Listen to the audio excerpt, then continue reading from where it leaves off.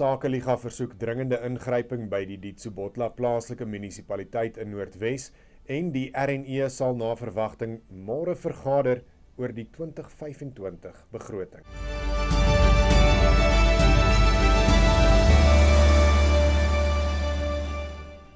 Goeiedag, dit is vandag die 11de April. Welkom by jou Afrikaanse nuus, net hier op Pretoria FM. Die sakeorganisasie Sakeliga het 'n hofaansoek gebring om president Cyril Ramaphosa en sy kabinet te beveel om self die ineengestorte Ditsobotla plaaslike munisipaliteit in Lichtenburg reg te ruk. Die aansoek vorm deel van 'n reeks hofsaake deur Sakeliga oor etlike jare en spruit voort uit 'n hofbevel in Oktober 2023 toe die hof provinsiale ingryping by Ditsobotla gelas het.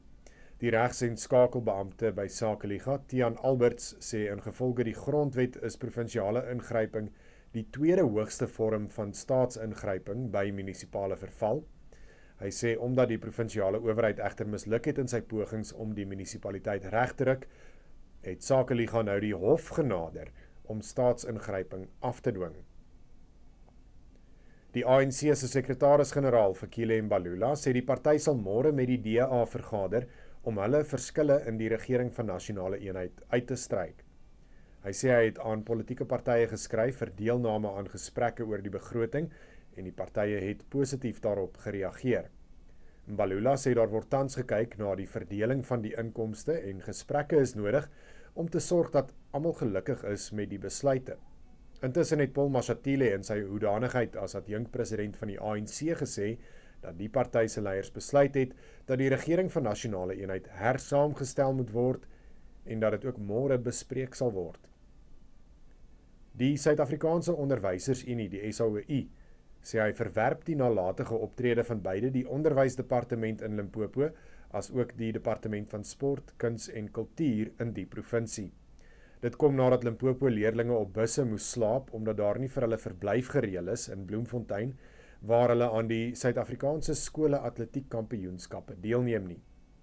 Die uitvoerende hoof van die SAOI, Paul Sauer, sê die atlete en hulle afrigters berei reeds maande lank vir die kampioenskappe voor, maar is deur beide die onderwys- en sportdepartemente in die steek gelaat.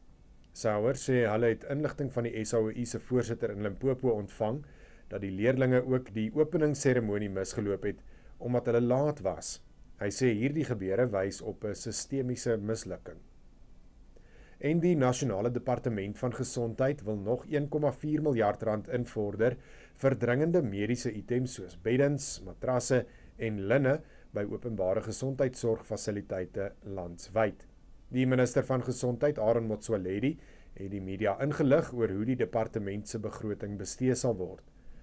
Hy sê miljoene sal ook aan wiggies vir pasgebore babas bestee word, nadat daar in 2023 plasings op sosiale media gemaak is, wat toon hoe pasgeborenes in kartonbokse by die Mafikeng Provinsiale Hospitaal in Noordwes geplaas is. Dit aan die einde van jou nuusbulletin vandag. Baie dankie dat jy saam gekyk het. Mag jy 'n heerlike naweek verder hê. Van my kant af, totsiens.